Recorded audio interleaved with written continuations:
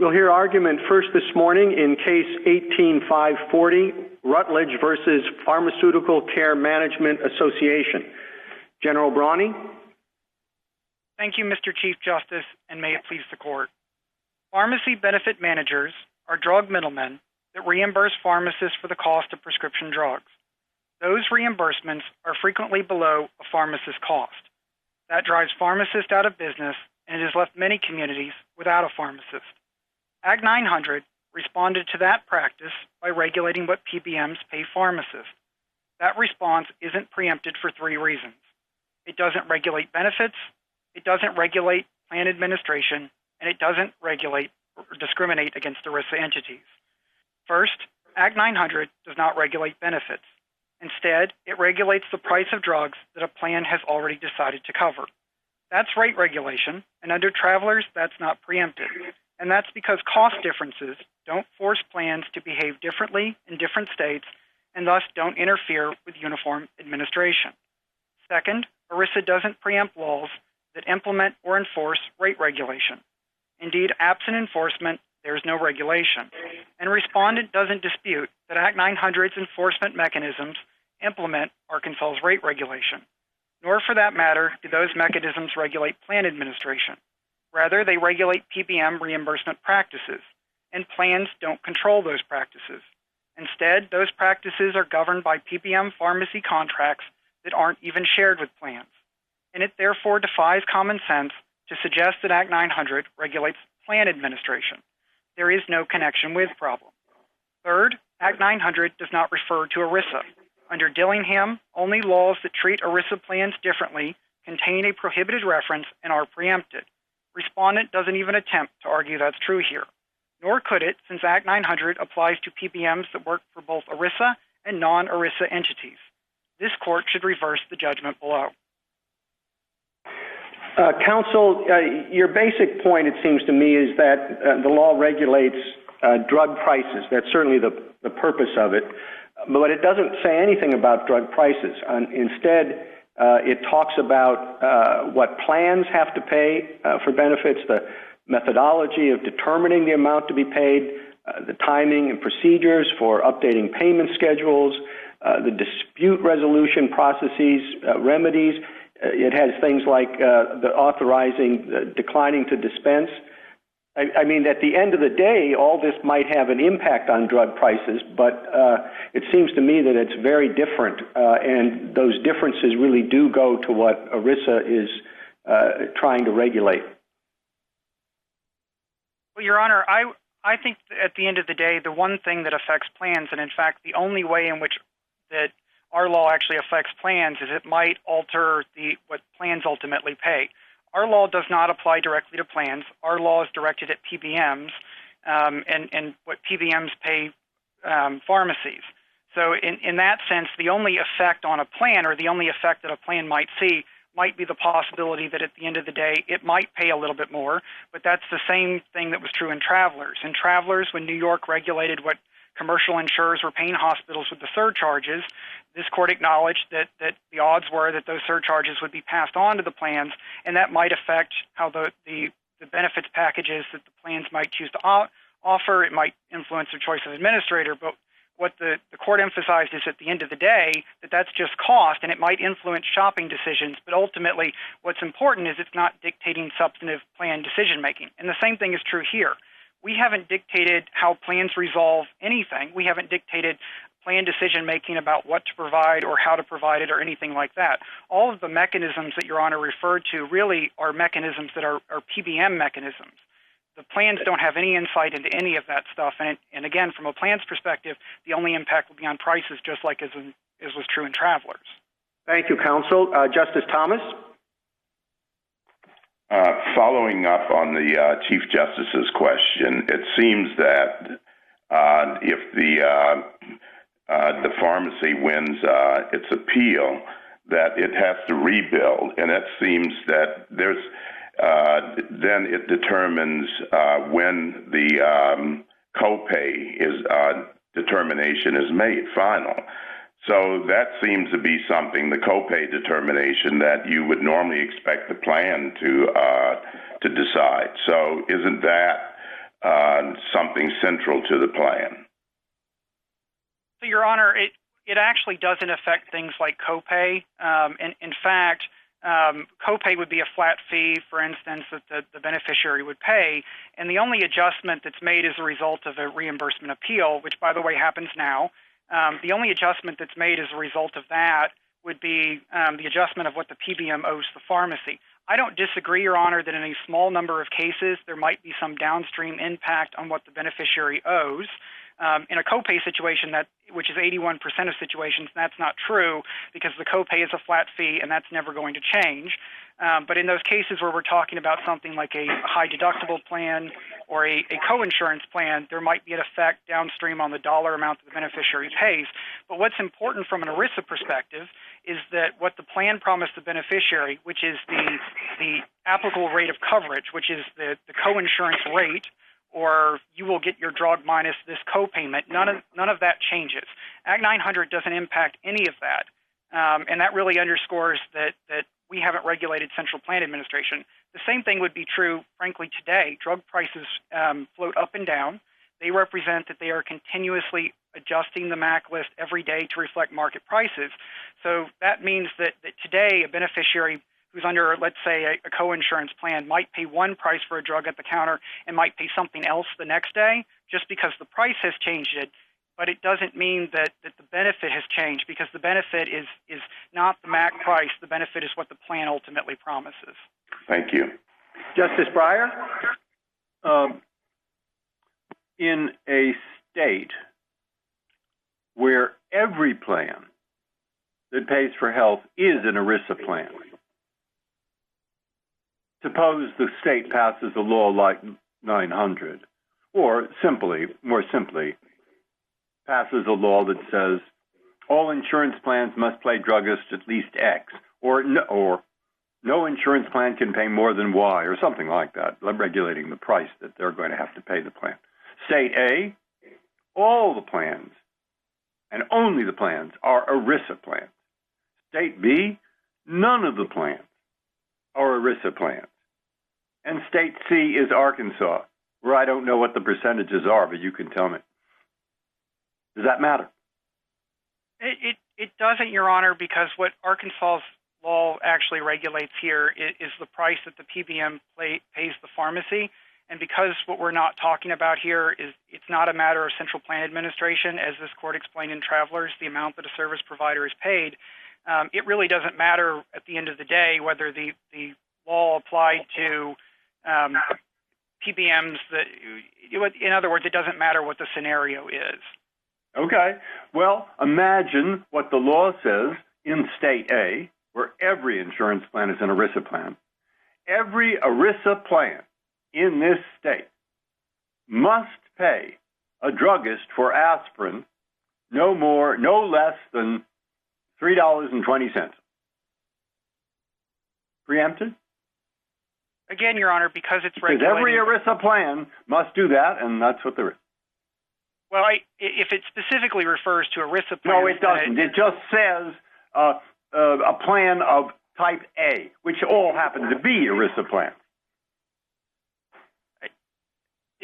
I guess it would depend on the scenario, but if it were exclusively an application to ERISA plans as a result of they're the only ones who fit the definition, then, Your Honor, we would potentially have a reference to problem. But again, that's not the issue here because our law doesn't apply exclusively to ERISA plans. And what's the percentage? So I'm not, the record doesn't reflect what the percentage is that's backed ultimately by an ERISA plan, but we do know that it's not all of them. In fact, PCMA brought a Medicare Part D claim and was able to prevail on that claim in the Eighth Circuit, which would underscore that they're not all ERISA plans.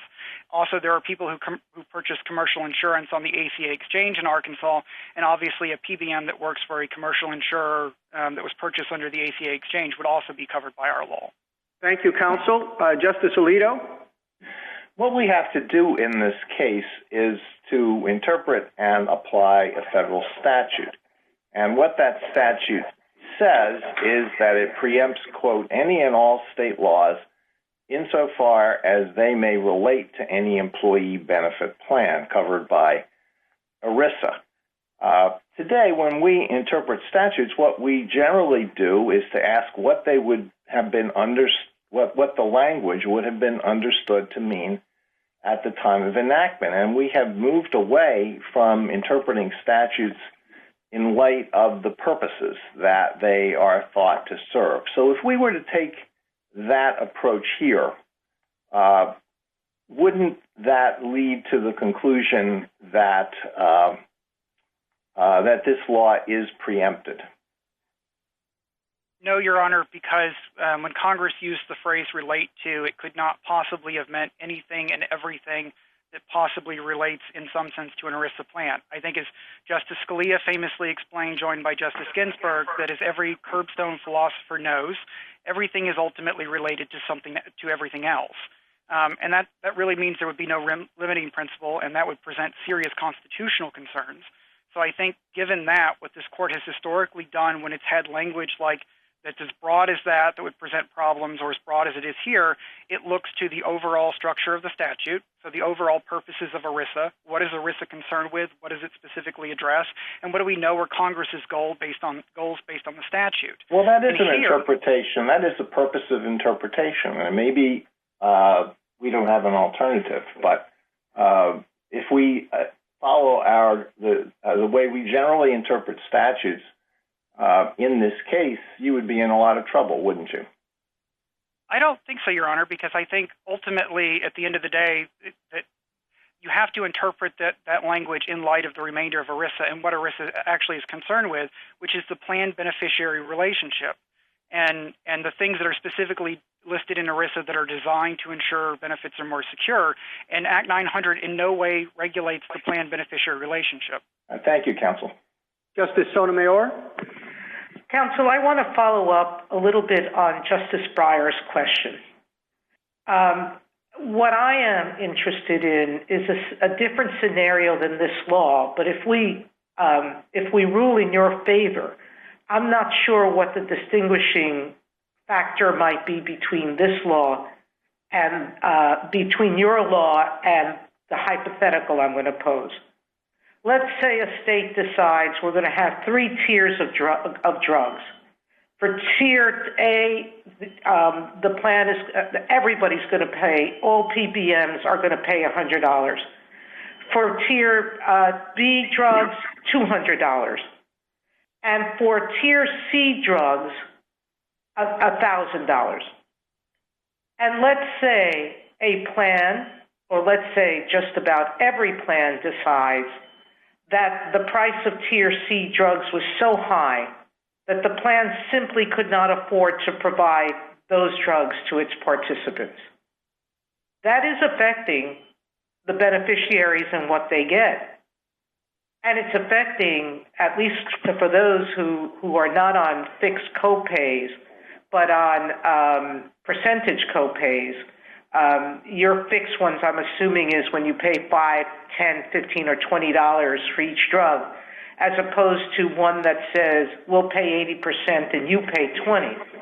Beneficiaries are being directly affected, and plans are being affected quite directly because they're being blocked out of any market whatsoever for a cheaper drug. Why wouldn't that second scenario be preempted? As a broad principle, the same rule generally would apply, which is that costs merely influence the decision, and that's not sufficient for preemption. But what I would add is the scenario I think Your Honor is posing would be addressable under what Travelers said, that if you had a rate regulation that it was in fact so onerous that it dictated substantive plan decision-making. It's sort of the scenario Your Honor has posed where it's $1,000 for a drug. If it's true that that's in fact so onerous that it's dictating the terms of the substantive decision-making of the plan, who's a beneficiary, what's covered, it's that kind of law, then that could be preempted under Travelers. Travelers left open that possibility to ensure things like that didn't happen. But that's not this case. This case, obviously, they haven't made an argument that our drug regulation is so onerous that it would dictate their substantive decision-making. Thank you, counsel. Justice Kagan? General, I had understood the argument in your briefs to extend further than the SG's argument. The SG spends a good deal of time talking about the distinction between regulating PBMs and regulating plans. So if the plan managed prescription drug benefits itself, the SG says that would be a different question, and we shouldn't reach that question. I had thought that your argument really made that distinction irrelevant. But when you answered the Chief's question, you said, well, our law is directed to PBMs, not plans. So I guess what I want to ask you is, were we to rule in your favor, should we write an opinion that really makes that critical, or should we write an opinion that makes it essentially irrelevant? I think the easier approach, Your Honor, and the way I answered, or I think the easier approach would essentially be that this case is basically travelers, because in travelers it was the commercial insurers that were being charged the surcharges, and the way the court analyzed it was to say that the only potential impact on the plans was that it might potentially be passed along to the plans, and that might influence decisions. That same framework applies here because the rate regulation applies to the PBM paying the pharmacy, and it's possible that the plans, not required, but it's possible the plans might choose to or the PBMs might choose to pass that on to the plans. So I think the court could resolve this case entirely on that basis. My point, however, was that at the end of the day, I guess it really it wouldn't make a substantive difference in a lot of cases. It's just that this one, it illustrates the point that this case looks exactly like travelers. Thank you, General. Justice Gorsuch? Counsel, your friends on the other side are going to argue that this case is less like travelers than it is like, I think you pronounce it Gobiel, but you can tell me, where Vermont tried to regulate reporting requirements for all kinds of health care plans, including ERISA plans, and that it just incidentally affected ERISA plans. Of course, we held that preempted there, and counsel's going to get up and tell us that this is exactly like that case, or very close to it, because it affects drug prices all healthcare plans have to pay. Would you care to respond to that now? Sure, Your Honor. This case is very different from Gobey, and I think the critical difference is that Gobey ultimately was about a statute that regulated a fundamental ERISA function. I think the language this court used was that it was a direct regulation of a fundamental ERISA function, which is record keeping and reporting that's specifically listed and detailed in ERISA, and the Department of Labor has additional power to issue additional regulations under. And because that was a specific ERISA function that's specifically listed in ERISA, what this court said is that Congress couldn't regulate it. I guess my question, counsel, is if reporting relates to health plans, why wouldn't the payment for drugs, that would seem to be one of the central functions of a health care plan? I would agree with that, Your Honor, but I think the difference is that in Gobey, Congress specifically spoke and imposed specific requirements for reporting and record keeping. There are no ERISA provisions that govern a dispute between what a third-party administrator pays a service provider, or even what a plan would pay a service provider. Instead, those things are generally left to the states to regulate. And in fact, the PBM pharmacy contract, for instance, those are ordinary state law contracts that are ordinarily subject to state law enforcement mechanisms. If there was a dispute under that contract. Justice Kavanaugh? Thank you, Chief Justice, and good morning, General Brani. Picking up on questions Justice Alito and Justice Sotomayor asked, the other side argues that Act 900 will have a clear negative effect on plan beneficiaries who are Arkansas workers, and that if so, it must relate to ERISA plans. Do you agree or disagree with the premise that this will have an effect on plan beneficiaries? I disagree with that, Your Honor. And can you explain that? So ultimately, what we've regulated is, again, the price that the PBM pays the pharmacy. And what we're talking about that's being regulated there really is the margin. We're requiring, I guess you could say, PBMs to reallocate some of that margin back to the local pharmacies in order to ensure that they can remain in business and so that small town, independent, rural pharmacies across our state, people in those communities retain access to pharmacies. Because when a small town pharmacy closes in Hampton or Gillette, Arkansas, it might be 30 miles to get drugs, it might be 30 miles to get an immunization. So we're protecting those individuals in those communities. But I also think that the decision by the PBM, there's no requirement that the PBM pass on any cost increases that might come along with that to the plan. That's entirely up to the PBM's business decision. It can decide not to pass those along, and if their representations below that they compete competitively based on price is true, then it may be true that some PBMs choose to pass on those costs, some do not. But ultimately, that's up to the PBMs. That's not a product of anything that Arkansas has done, and it might influence plan decision-making, but you can't guarantee that that's going to be the case any more than that was the case in Travelers. Thank you. Counsel, why don't you take a minute to wrap up? Thank you, Mr. Chief Justice. At the end of the day, ERISA doesn't preempt state rate regulation, and Act 900 is state rate regulation. Indeed, to put an even finer point on it, this case is Travelers. All the provisions at issue here regulate rates, or at a minimum, they all implement or enforce Arkansas's rate regulation. And Respondent doesn't dispute that. And to the extent that Respondent relies on the complexity of the PBM pharmacy reimbursement process, that also doesn't change the analysis. Indeed, to the extent that process is complex, it's not a result of Arkansas's rate regulation, but how PBMs have chosen to structure the market. It's the PBMs that developed a system that uses continuously updated MAC lists and reimbursement appeals to set prices. And all that Arkansas has done is impose a rate regulatory rule of decision on top of the system that the PBMs themselves designed. And for the same reason that New York's rate regulatory rule of decision wasn't preempted in Travelers, Arkansas's isn't preempted here. Thank you, Mr. Chief Justice. Thank you, Counsel. Mr. Liu? Mr. Chief Justice, and may it please the Court, the key question in this case is whether the Arkansas law directly regulates the central matter of plan administration. If it does, then the law has an impermissible connection with the ERISA plan. But if it does not, then there is no impermissible connection and no ERISA preemption. Here, the Arkansas law directly regulates the relationship between PBMs and pharmacies, namely the PBM's method of reimbursing pharmacies for prescription drugs. So the question becomes, is pharmacy reimbursement a central matter of plan administration? The answer is no. From the plan's perspective, pharmacy reimbursement is simply a matter of cost. And as this Court's decisions in Travelers and De Buono make clear, cost isn't a central matter of plan administration.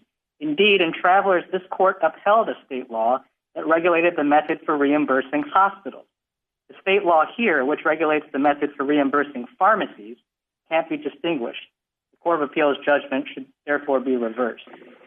Counsel, I want to focus, I think it's on the same question that Justice Kagan asked your friend. Much of your brief focuses on the fact that the regulation here is directed to a third party rather than a plan.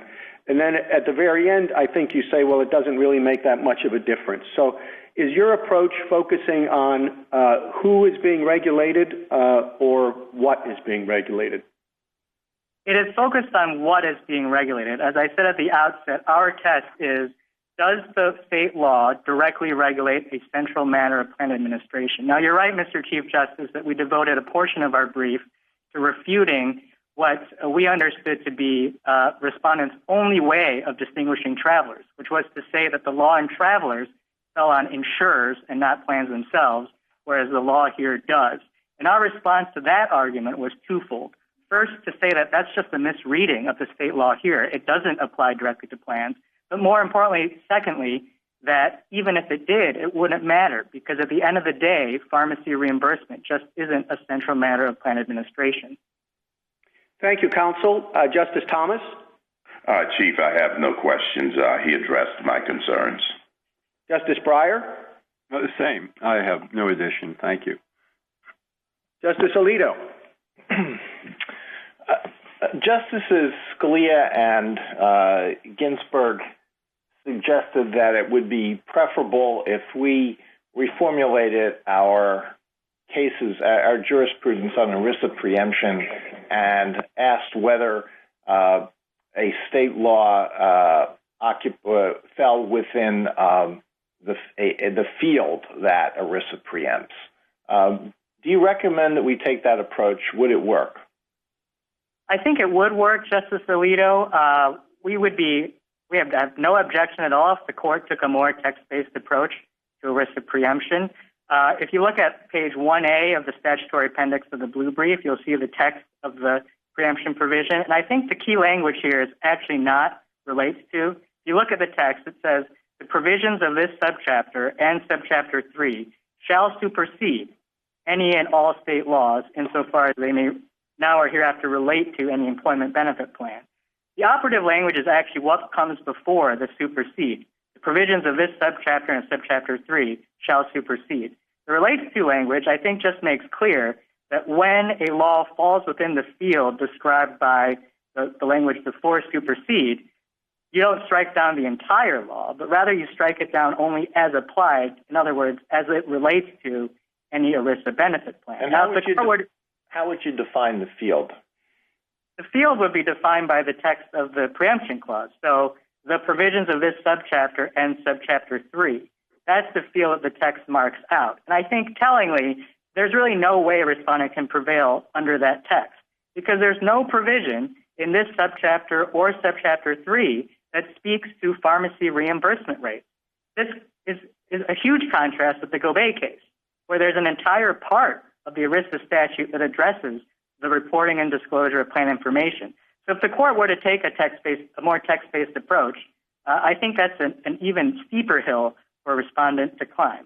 Well, what you've just mentioned sounds more like conflict preemption to me than field preemption. Or did I misunderstand what you said? No, I think the provisions of this subchapter and subchapter 3 mark out the field. There may be cases, as was the case in Gobet, where the state law reporting requirements were actually consistent with and supplemented the federal regime. So you wouldn't have, strictly speaking, any conflict preemption, but we would still say that the state law fell within the field occupied by, quote, the provisions of this subchapter and subchapter 3. Well, thank you. Justice Sotomayor? Counsel, what benefit would exist by our resolving the theoretical disputes among our colleagues? Because Justice Alito pointed to Justice Scalia and Ginsburg's views, but there were others expressed by many of my colleagues. And a number of amici point out that despite the differences, the outcomes would still remain the same. So is there a reason why we should go down one path now as opposed to another? I don't think there's a strong reason to do so here, Justice Sotomayor, because we think this is a pretty straightforward case, even under existing precedent. If you look at all the cases this court has found a state law to have an impermissible connection with ERISA plans, there are 8 of them. 7 involve state laws regulating the plan, participant, or beneficiary relationship, regulating what health care services are covered, who counts as a beneficiary, how benefits are calculated, and how participants can enforce their own rights under the plan.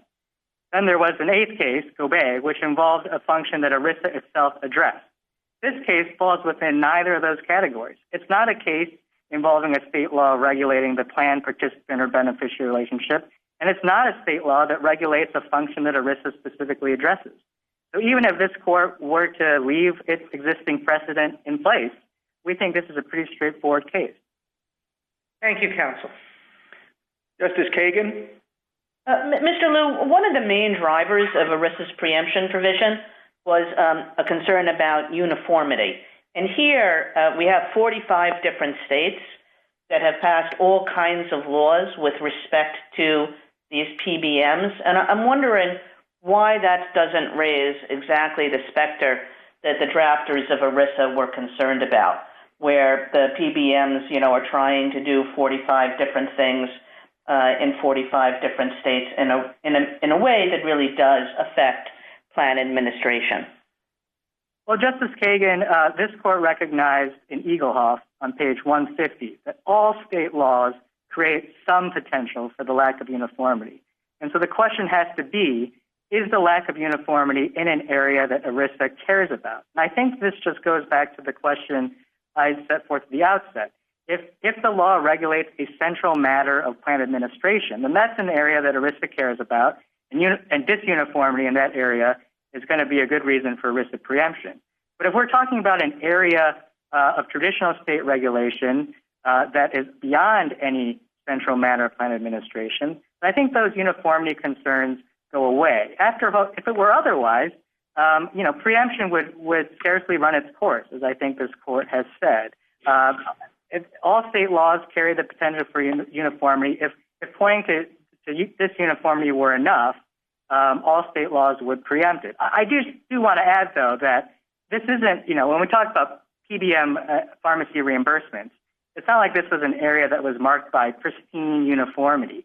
Whether there's preemption here or not, there's going to be a lack of uniformity in cost. And that's by design. As the record shows, Joint Appendix pages 320 to 321, PBMs maintain hundreds of MAC lists, varying by plan, coverage, and pharmacy. So yes, if there's no preemption here, it's going to add one more variable to that list.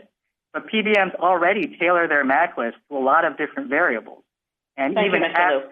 Liu. Justice Gorsuch? No questions. Thank you. Justice Kavanaugh? Thank you, Mr. Chief Justice, and good morning, Mr. Liu. You said at the outset that cost is not a central matter of plan administration. And I think when you zoom out, that statement suggests something's gone awry here in the jurisprudence because costs will directly affect the benefits paid to beneficiaries.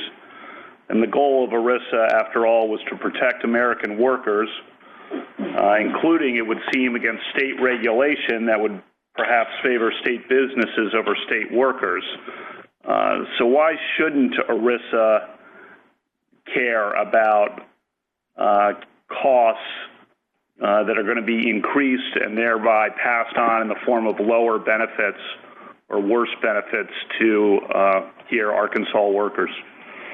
Well, I think Travelers already answers this question. We had the same issue in Travelers, as the court recognized on page 659. The surcharges there are going to be passed along to plans and their beneficiaries eventually. And I think the reason why Travelers didn't think that was enough to trigger ERISA preemption was because increased costs actually don't affect the basic bargain between the plans on the one hand and the participants and the beneficiaries on the other.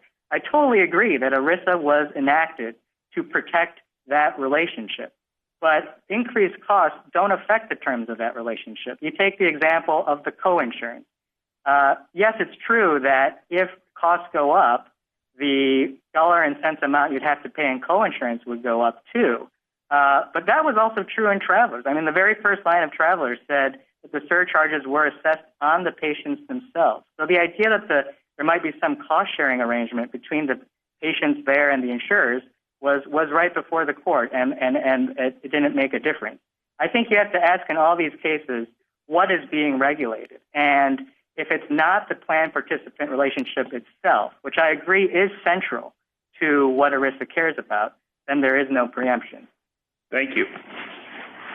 Mr. Liu, you have some time left. Why don't you take up to 3 minutes? Thank you.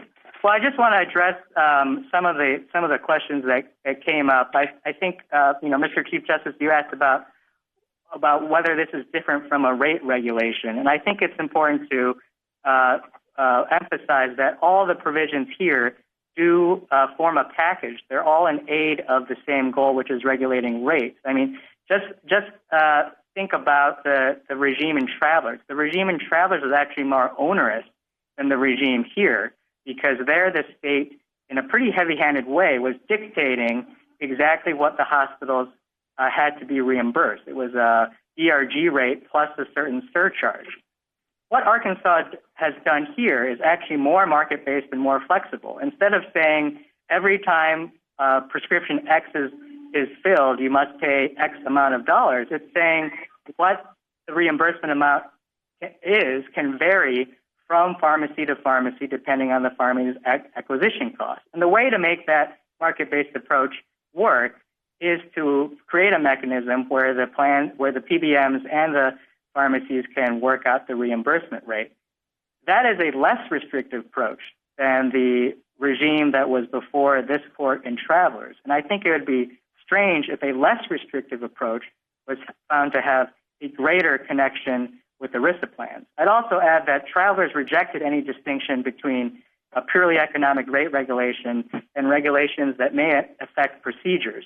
Red Travelers itself discussed quality standards and workplace regulations. Such laws would surely have an effect on a PBM's procedures.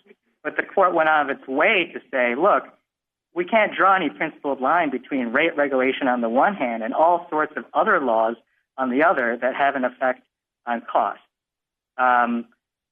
I guess I'd just like to end by emphasizing that Travelers really does decide this case by making clear that how a provider is reimbursed is not a central matter of plan administration. Respondent attempts to distinguish Travelers, but each of those arguments is answered by Travelers itself. And really what Respondent's argument amounts to is a request that this court cut back on or overrule Travelers. This court should reject that request, which would remove one of the few principled limits on ERISA preemption, expand the scope of its preemption clause to its broadest point ever, and open the door to all sorts of new ERISA preemption claims. Thank you, counsel. Thank you, counsel. Mr. Waxman. Mr. Chief Justice, and may it please the court, Act 900 directly compels ERISA plan administrators to comply with state-specific rules and procedures in administering their benefits programs. In doing so, it adds to a thicket of varying state laws that make uniform plan administration impossible. Now, Arkansas says it can dictate how plans should be administered as a means of so-called rate regulation, but state regulation of ERISA plans as a means to some other end, whether it's rate regulation or otherwise, has never been permitted. None of the cases Arkansas or the SG cites involve laws directing plan administrators to do anything. Extending those holdings to a law like this, which directly regulates plan administration, would breach a critical line. Travelers neither dictates nor even suggests otherwise. The law there regulated a health care provider by requiring it to impose a surcharge on patients. As this court explained, and as reiterated in Heck Verba in Dillingham, the New York law, quote, did not bind plan administrators to any particular choice and thus function as a regulation of the ERISA plan itself. Nor did the indirect influence of the surcharge preclude uniform administration or provision of a uniform interstate benefit package, close quote. Act 900 does bind plan administrators to particular choices, and in the welter of varying state laws makes uniform national plan administration impossible. Preemption applies whether the plan administers the benefits itself or, as most are required to do, engages a PBM to do so on its behalf. This court has never distinguished between plan administration and third-party administration. That distinction made no difference in Gobey, and it would have destructive effects on the foundational purpose of ERISA. Mr. Waxman, the main effect of the state law here is on what pharmacists get for selling drugs, and it's also the clear purpose of the law. Shouldn't we look at that underlying reality rather than the mechanics that the state imposes to achieve it? Mr. Chief Justice, I think the answer is no, and I think the question that you asked my friend, General Brawny, provides the answer. You can look in, it would be one thing if Arkansas said that pharmacies, may or must receive X number of dollars for Y drugs. If that were what the law said, and this is in many, many ways not, whether or not it would be preempted would require this court to decide the two questions that it reserved in Travelers itself. The first, which is the last sentence of footnote 4, explained that the court did not address the surcharge statute insofar as it applied to self-insured plans. And the second, as my friend mentioned, is that if the state law produced economic effects as to force the ERISA plan to adopt a certain scheme of coverage, it would indeed be preempted. Well, it's not the state or the pharmacy's fault that the PBMs have such Byzantine procedures that affect drug prices. Nobody is saying that it's anybody's fault. The fact of the matter is that if you look through Act 900, you will look in vain to find a single substantive provision that just says pharmacies can charge this amount. What the Act does is essentially four things. It requires regular updates to MAC lists on a formula that is almost impossible to comply with, but in the context of 40 other states which have different schedules, different triggers. Counsel, you've got 1 out of 4 in. Could you very briefly just say what the other 3 are? Yes, the varying different appealed procedures with different rules of decision, a widely varying set of remedies that plan administrators have to provide, and of course, the various states with different decline to dispense provisions which directly deprive beneficiaries of a promised benefit. And it's all of those procedures that go to what is indeed a central matter of plan administration and certainly makes it impossible to have a nationally uniform plan administration. And Counsel, I'm sorry, I was looking at the wrong time allocation. We have a little more time. The PBMs really do two things. The first is set the cost of pharmacies, and the state says that's not regulated. But the second is to determine coverage. That's not preempted, but the second is to determine coverage, which they say is. Anything wrong with looking at it that way? Well, I think it oversimplifies it to the point of distortion. What this is directed at plans and plan administrators that use MAC lists as part of their methodology for determining what benefits will be provided to which employees for which drugs in which pharmacies. And it's the interference with the application of that methodology upon which the entire plan is designed that makes this so preempted. If I may just refer the court to the court's opinion, and this is Egelhoff quoting Fort Halifax, quote, state regulations affecting an ERISA plan system for processing claims and paying benefits impose precisely the burden that ERISA preemption was intended to avoid. Thank you, Counsel. Justice Thomas? Thank you, Chief Justice. Mr. Waxman, I was intrigued by Mr. Liu's answer to Justice Kagan's question about uniformity. Would you take some time? He seemed to suggest that it's just one more item of disuniformity or lack of uniformity. And I'd like you to comment on his answer. It's somewhat at length, if you don't mind. Certainly. First, I commend the court to the amicus brief filed by J.B. Hunt Company, which is an Arkansas employer that employs drivers all over the country. It has a pretty good explication of how impossible uniform plan administration would be. But just to reiterate and expand a little bit on the 4 points that I identified for the Chief Justice. So Arkansas requires regular updates to a MAC list according to a sort of Byzantine schedule. There are 40 other states that require updates, but on different schedules with different triggers for updates and different substantive requirements for the updates. So plans have to have different state-by-state MAC lists. There are 37 states, including Arkansas, that require appeal procedures, but they are all different. 8 states specify the particular rule of decision, as Arkansas does, but they imply different standards and with different effects. And so multi-state plans, standards, and procedures for appeals will vary state by state. Third, the remedies following the appeal procedure vary widely. Some states require revisions to the MAC list. Some states require notice to other pharmacies. Some states, like Arkansas, allow the pharmacy to reverse and rebill, but rebill, but other states allow all pharmacies that paid that MAC price to reverse and rebill. There are 4 states, including Arkansas, that have declined to dispense provisions, but they have different conditions for declining, and so employees of the same company will have unequal benefits from state to state. Thank you. Justice Breyer? Good.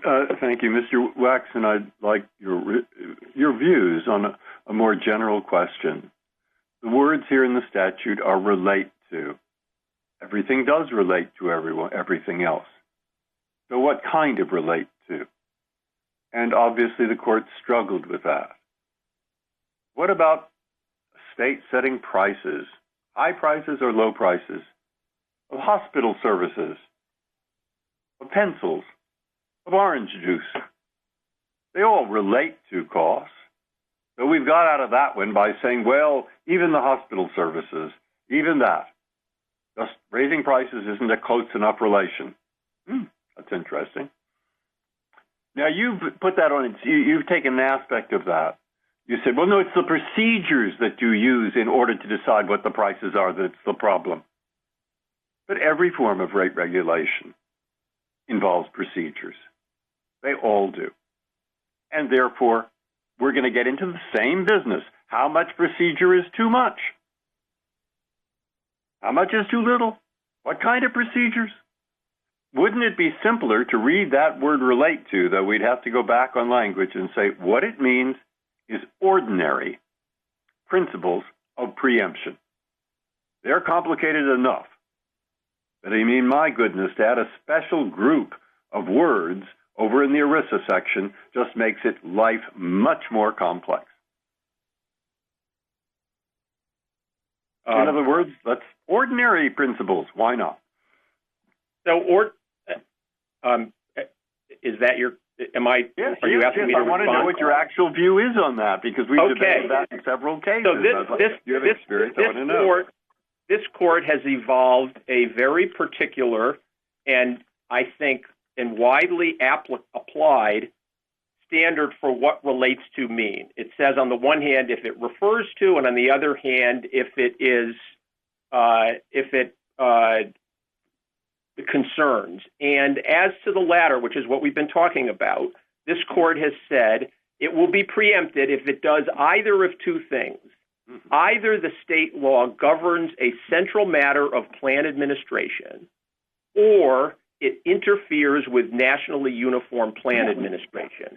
Now, again, just one more sentence to answer your question.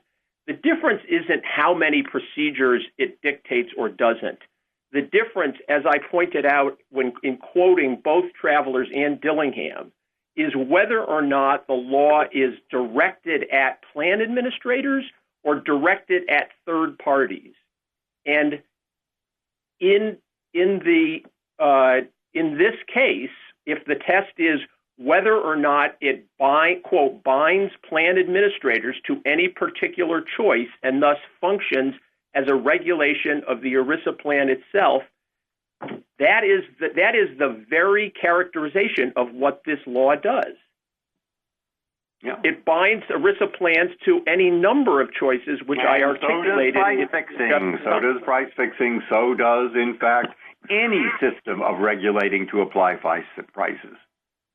So, price fixing is the subject of another federal statute, and ERISA plans, I don't think that there is an exemption from the Sherman Act or the Clayton Act. No. You forget that question, because I don't have time and I can't be clear enough. Go ahead. I see your point. Justice Alito?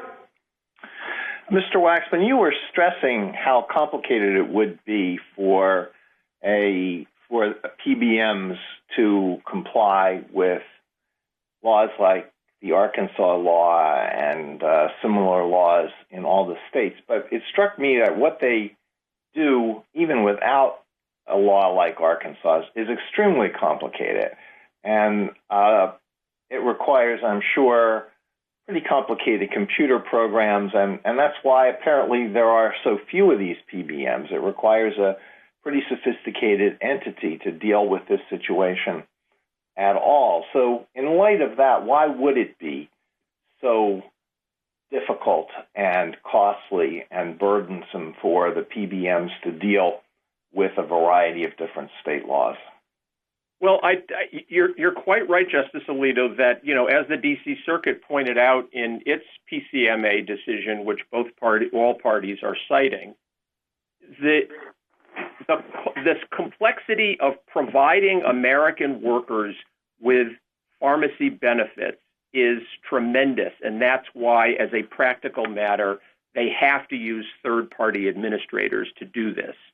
The fact that they have third-party administrators which allow them to provide these kind of benefits on a price-efficient basis doesn't mean that ERISA permits every individual state to add additional levels of complexity. And if you just look at just the requirements for the 40 different tests and schedules for updating MAC lists and what price consequences to plans and beneficiaries every update to the MAC list has, it's an immense complication, and it affects the benefits that beneficiaries receive. Similarly, the remedies that vary from one state or other, imposing on plans that very often are national plans, mean that employees of the same company will have unequal benefits from one state to another,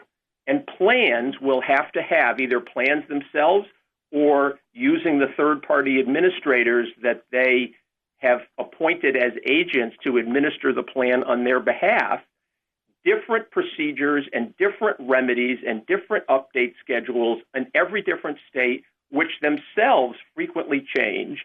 And many of these requirements will require the plans to either change their summary plan of benefits, their explanation of benefits when it turns out that the beneficiary has to pay more in Mississippi because of some requirement that applies after an appeal procedure, or to tell people, for example, look, you're a driver for J.B. Hunt, but if you try to fill your prescription in Arkansas, even though we have promised you that you can fill that prescription at this pharmacy with this coinsurance or copay obligation, you have to understand that that pharmacy has the right to refuse to give you that benefit. And you said that these laws affect the benefits that employees get, but do we know whether that is in fact true?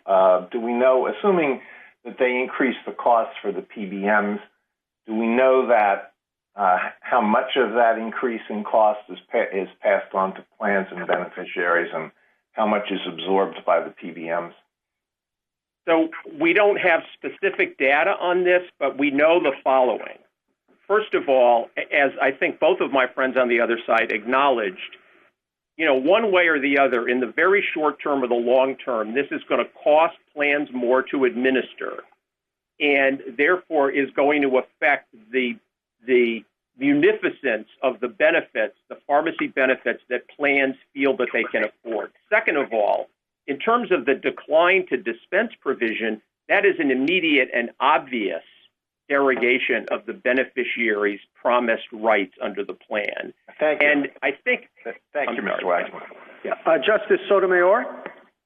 Counsel, following up a little bit on Justice Alito's question and turning it a bit on its head, the SG had made an awful lot in his brief about the fact that this enforcement mechanism fell on the PBMs rather than the plan. But as was pointed out in Gobel, we came to a different conclusion on the reporting requirement. But would a ruling in this case in favor of petitioners have plans reconsider whether they're going to use PBMs at all? Well, I think... Could they reconsider it if they thought this was just too onerous? I think as a practical matter, yes, they definitely would reconsider, and I think that points out the reason why in Gobel the court found of no moment whatsoever that the Vermont state law in Gorbet didn't even apply to the plan or the plan sponsor. If it wasn't for the fact that they used a third-party administrator, the law would have no application to them. And the reason for that is that, just look what would happen if all of these state laws applying all these procedures and substantive rules applied to national plans. All right, Counsel, I'm sorry to interrupt you, but we do have limited time. What I want to do is let's simplify the law. Anyone who pays pharmacies, whether it's PBMs or the plans themselves, but anyone has to do the pricing in this way. And they don't differentiate between plans. They don't differentiate between being a PBM or not, or a non-ERISA plan or not. They just say pharmacies have to be paid at cost plus or whatever, at minimum, okay? How would their arguments change and how would your arguments change? So I think if the law simply said pharmacies can charge X price for Y drugs. Exactly. That would be the situation in Travelers. But unlike the situation in Travelers, which addressed a charge placed on patients, which then had implications for insurance companies, not ERISA plans, it would that type of law would implicate the questions reserved in Note 4 and Roman numeral 3 of Travelers. But this law, as I think we've talked about, doesn't do that. It isn't directed at pharmacies. It's directed at plan administrators. And it doesn't just apply a price standard. It prohibits the use of a methodology that the plans have adopted in order to figure out what benefits they can provide at which pharmacies for which drugs. And it lays on multiple procedures that they have to follow. And those additional costs, both in terms of reimbursement obligations and plan administration, would manifestly affect how munificent the pharmacy benefits that a plan could offer would be. Thank you, Counsel. Justice Kagan? Mr. Waxman, both your friends on the other side place a great deal of emphasis on the distinction between claims processing and, on the other hand, the reimbursement process. And they say basically, if you look at our cases, in particular Travelers, we have made that distinction time and time again, that the reimbursement process is a process that involves the relationship between the plan and the provider, and ERISA preemption doesn't care about that. The only thing ERISA preemption cares about is the relationship between the plan and the beneficiary, such as in the claims processing sphere. So why isn't that the way to look at this? So I think, this court has acknowledged in many cases, and I gave you the quote from Egelhoff and Fort Halifax, that how plans manage, calculate, and pay for benefits and how sponsors design plans is the central matter of ERISA plan administration. And it is important, it is critical that this court maintain the line that it is always maintained between the potential preemption of a law that is directed at third-party providers of health benefits, as was the case in Travelers on the one hand, and as this court pointed out, underscored in Travelers in Dillingham, a law that, quote, binds administrators to particular choices and thus functions as a regulation of the plan itself. And that's the distinction we're asking this court to adhere to.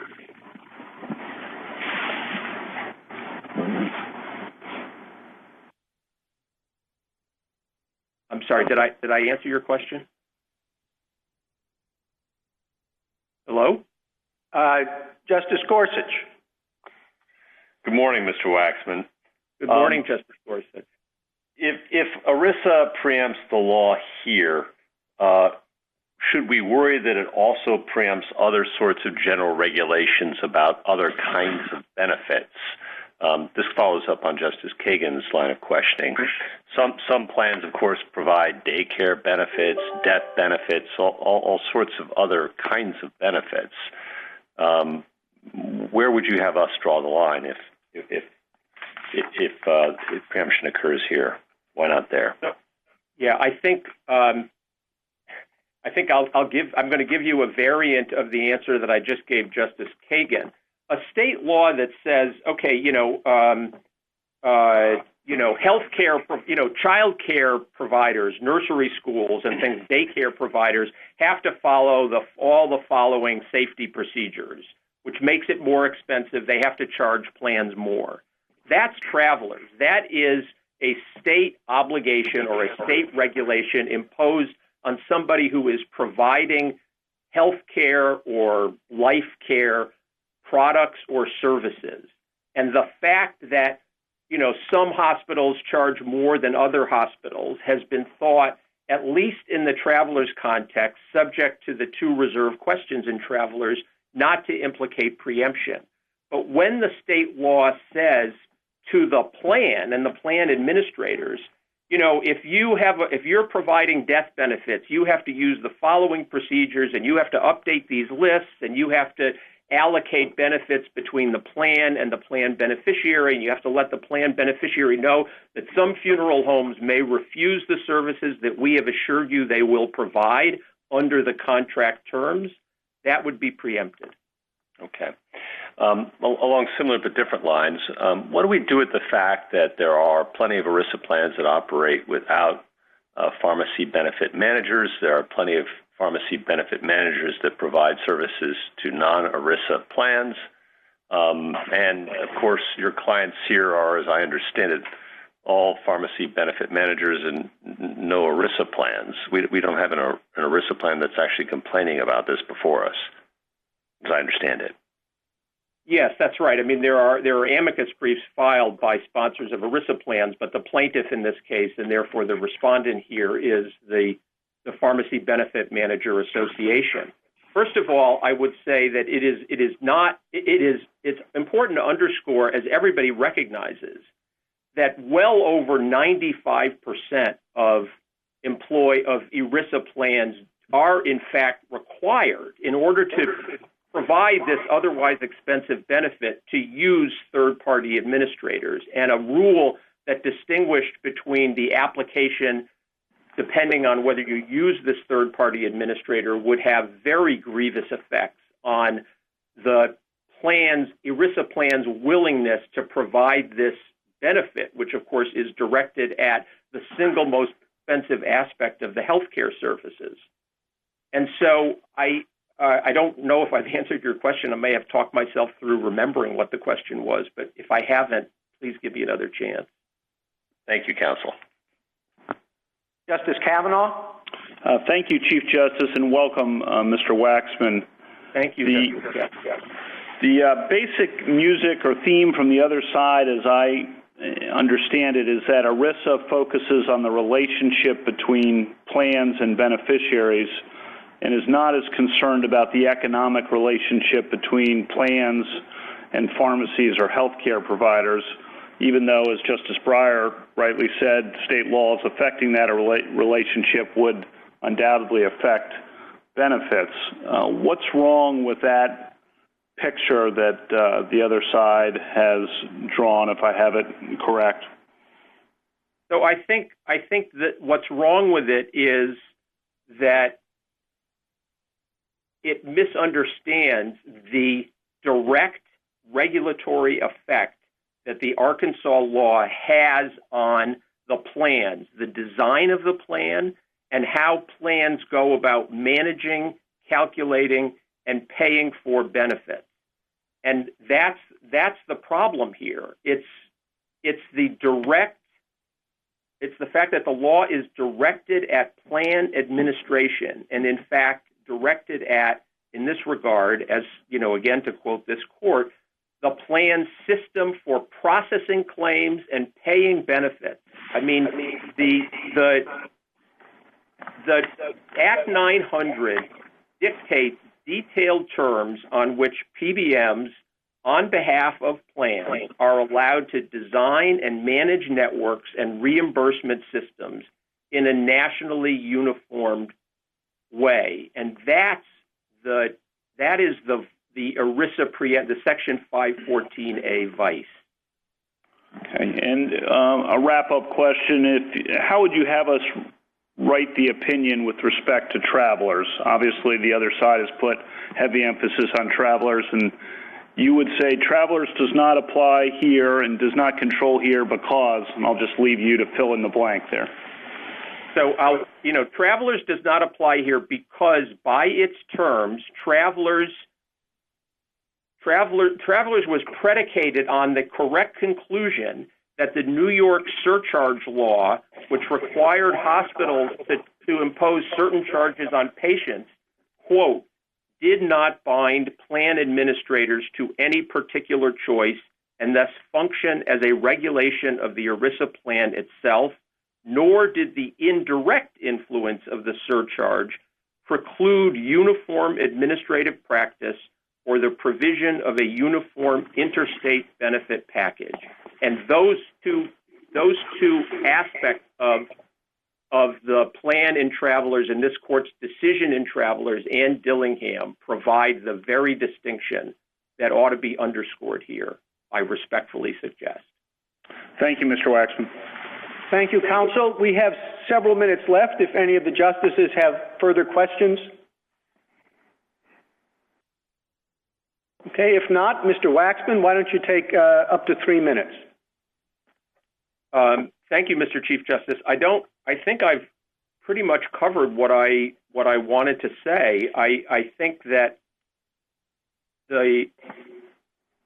because Act 900 makes uniform plan administration impossible, and because it directly binds plan administrators to particular choices and thus functions as a regulation of the ERISA plan itself, it lies in the heartland of what Section 514A sought to protect. And for that reason, the judgment should be affirmed. If I could, Mr. Waxman, you've used that terminology quite a bit, binding administrators to particular choices. And I guess I would just like to understand particularly what you mean by that. Which choices does it bind administrators to and how? Well, thank you, Justice Kagan. It binds them, number one, to not use the methodology that is reflected in the MAC list upon which the plan's benefits and scope have been predicated. It binds them to a particular schedule of updating MAC lists that varies widely across the country.